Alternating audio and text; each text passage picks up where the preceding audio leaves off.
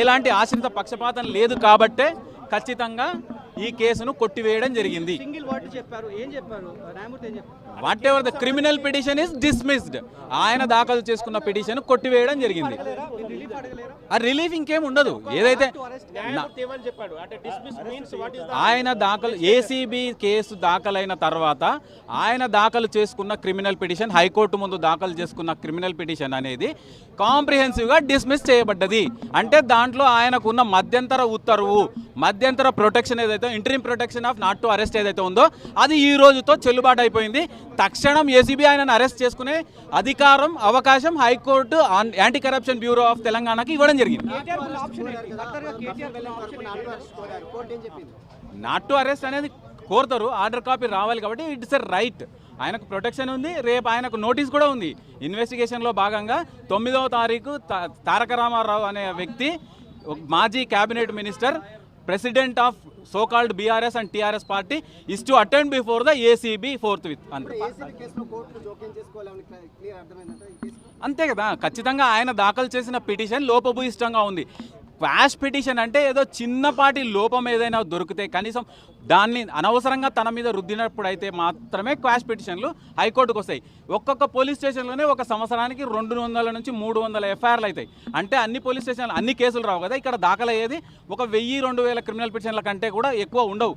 పూర్తి స్థాయిలో ఒక క్యాబినెట్ మినిస్టర్గా, ఒక పార్టీ ప్రెసిడెంట్గా, after accepting 47 crores as electoral bonds, అవి election commission of India disclosed the same news in the form of affidavit before the honourable supreme court. అందులో స్పష్టంగా చెప్పింది బీఆర్ఎస్ పార్టీకి 47 కోట్లు గ్రీన్ కో కంపెనీ చెల్లించింది ఎలక్ట్రల్ బాండ్స్ రూపంలో. ఆ ఎలక్ట్రల్ బాండ్స్ మరి ఎఫ్ఈఓకి గ్రీన్ కోకి ఏం సంబంధం అంటే, ఎఫ్ఈఓ ఫార్ములా ఈ కార్ ఆపరేషన్స్ కంపెనీ ఏదైతే ఉందో అది 3 రోజుల ముందు రిజిస్టర్ కాబట్టి ఒక బుడ్డ కంపెనీ. అది కేవలం green Coke sister concern, daughter concern, దానికి సంబంధించింది కాబట్టి అక్కడ చెల్లించిన చెల్లింపులు మళ్ళీ వెనక్కు చెల్లించాల్సి వస్తుందని ఈ విధంగా 55 కోట్ల రూపాయలు అవినీతి నిరోధ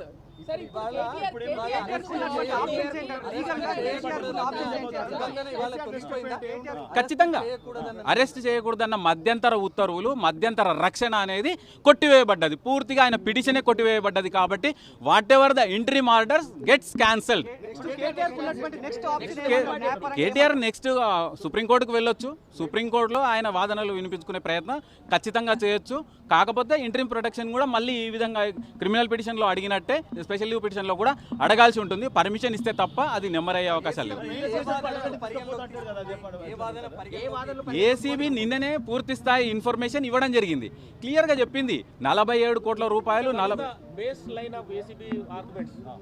ఏసీబీ నష్టం జరిగిపోయింది. ఇక్కడ రాష్ట్ర ఖజానాకు being the custodian of state exchequer, being the cabinet minister, he directed the IAS officer to disburse 55 crores. రాష్ట్ర ఖజానా నుంచి 55 కోట్లు చెల్లించమని మౌఖిక ఆదేశాలు జారీ చేయడం, ఆయన ప్రెస్ మీట్లో కూడా చెప్పిన విషయాన్ని కూడా కోర్టులో తీసుకోవడం జరిగింది. ఏసీబీ ముందున్న కేసుల్లో ఎవరు ప్రెస్ మీట్లు నిర్వహించరు, క్రిమినల్ పిటిషన్లు ఫైల్ చేసుకోరు క్వాష్కి. కానీ వారు ఫైల్ చేసి ఆయన లేఖనాలను ఆయనే ఫిలప్ చేసుకోవడం వల్ల ఈ రోజు అది ఆచరణీయపాతంగా మారింది. ఖచ్చితంగా ట్రైపార్టీ అగ్రిమెంట్లో government on behalf of HMDA there is no clause. నష్టపరిహారం ఇవ్వాల్సిన క్లాజ్ కూడా అందులో లేదు. జనాలకు తెలియాల్సిన విషయం, జర్మనీలో ఏదో జరిగింది, బ్రెజిల్లో ఏదో జరిగింది, ఆయన తప్పుదో పట్టించే ప్రయత్నం చేస్తున్నాడు.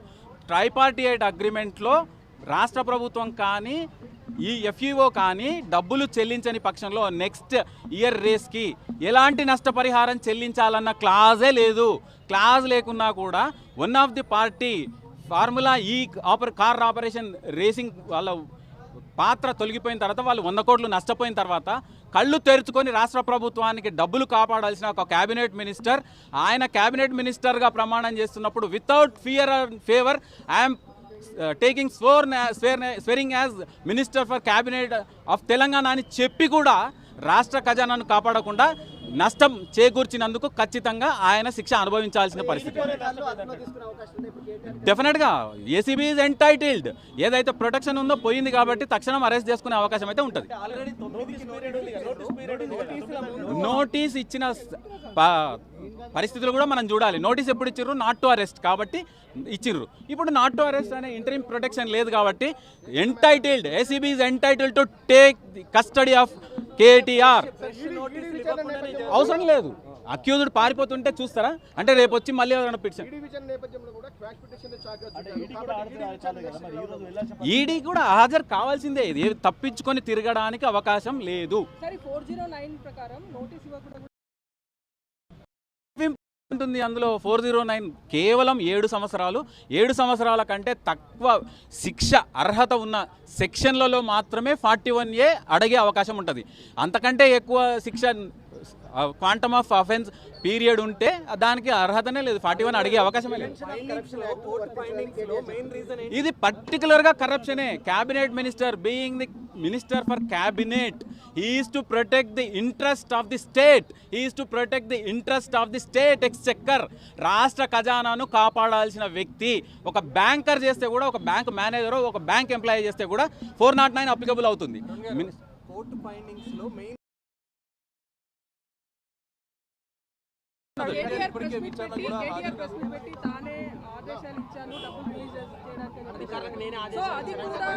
అది డెఫినెట్గా ఆశనిపాతమే. అది చేయకుండా ఉండవలసింది. కేసులు ఎదుర్కొంటున్న వ్యక్తులు ఎవరైనా సరే అక్యూజ్డ్, అనుమానాస్పదంతో ఉన్న వ్యక్తులు మాత్రమే, ఆరోపణలు ఎదుర్కొంటున్న వ్యక్తులు మాత్రమే. అటువంటి వ్యక్తులు లాకునాస్ ఫిలప్ చేసి నేనే చెప్పినా అని చెప్పి పూర్తి స్థాయిలో ఇరుక్కుపోయారు. ఆ ఎలక్ట్రానిక్ రికార్డ్ ఇన్వెస్టిగేషన్లో భాగంగా దాన్ని సంగ్రహించి ఛార్జ్షీట్లో ఫైనల్ రిపోర్ట్లో పొందుపరిచి విచారణ ముందు, కోర్టు ముందు దాఖలు చేసే అవకాశాలు స్పష్టంగా ఉన్నాయి. That's must be a fatal.